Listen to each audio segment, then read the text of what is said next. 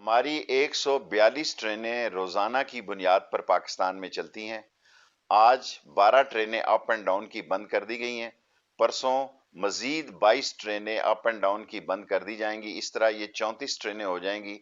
और हमने बहुत सोच समझ के उन ट्रेनों का इंतखाब किया है ताकि लोगों को अपना टिकट चेंज करने में भी सहूलत हो। और 15 ट्रेनें हमारी फ्रेट की उसी तरह चलेंगी। ये इसलिए किया जा रहा है ताकि लोगों को भी तकलीफ ना हो और कोरोना वायरस से भी एहतियात बरती जाए।